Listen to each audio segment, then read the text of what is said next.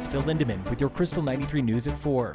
Silverthorne PD spent 22 hours this latest storm on the ground managing roads in and out of exit 205. Police Chief Alice Carey. We had officers on Highway 9 and 6 moving people that were kind of parked in the left-hand turn lane, so that helped with our local traffic. Chief Carey says her officers were not an island. They had help from State Patrol, the Sheriff's Office, and Dillon PD. We strategically placed an officer on Stevens Way to keep that lane open and directing trucks where to park behind Columbia. But even authorities were playing hurry up and wait. Really, it's CDOT that's closing, and a lot of times, we don't know when that's going to open. We could get 5-minute heads up, it's getting ready to open, or no heads up, it's ready to open. Summit Sheriff Jamie Fitzsimons believes there is no silver bullet for these major snowstorm snarls. Summit County was never designed with any secondary road systems.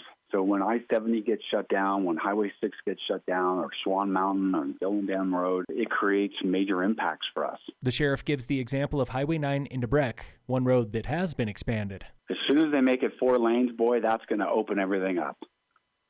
And now it just takes more cars now and just gets more gridlock. Sheriff's deputies were on the roads and the snow, including Friday's avalanche on Loveland Pass. It was actually our drone and drone pilots that found the vehicle that got swept over the highway. Summit deputies at Vail Pass were also the first to spot a snowmobiler caught in an avalanche on Saturday. The search continues, but hope is waning for a snowboarder last seen on Vail Mountain this past Friday. On Reddit, a missing persons thread has dozens of comments. It's been whiteout conditions every afternoon since Thursday here. Super easy to get turned around if you go off the groomers. Scary. Another reminder to take precautions if you're riding solo. Can't stop thinking about him. Rescue efforts there have been complicated by conditions. Over 4 feet of snow there since he disappeared. Vail Daily confirms his phone was pinged in Game Creek Bowl. It has since gone offline. Authorities are now asking people on the hill that day to check their photos for clues. This week on the State of Summit. I know that BGV doesn't work unless Breckenridge works.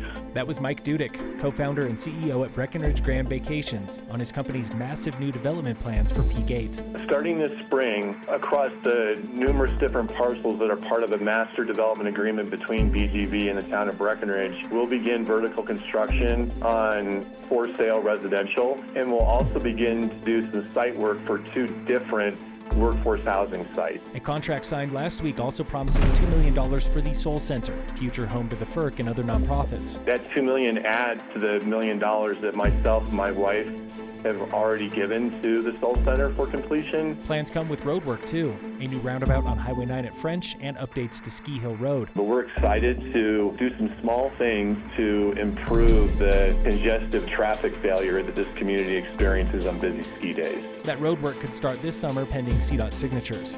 Tune in again next week for the State of Summit on Krystal 93.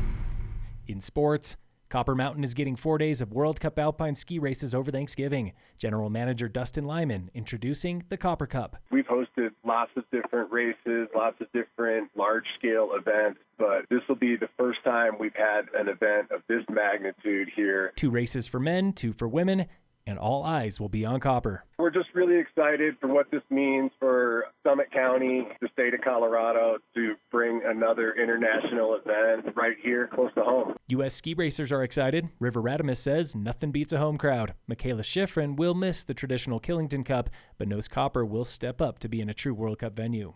And in local sports, Summit High Alpine Ski Team is heading off to state tonight. Senior Chrissy Stoyanova is tuning her gear. Definitely maintaining the skis a lot, looking at temperatures to make sure the wax is all right. Her sister, sophomore Alex, is tuning her mental game. All our mental game is basically developed at training. Senior Tegan Snyder, he's just keeping it simple. Just ski it like practice and don't crash. State ski championships open tomorrow in Aspen. Summit is the defending state champs, but it will not be easy. Aspen, Middle Park, and Battle Mountain are all in the mix. Phil Lindemann, Krystal 93 News.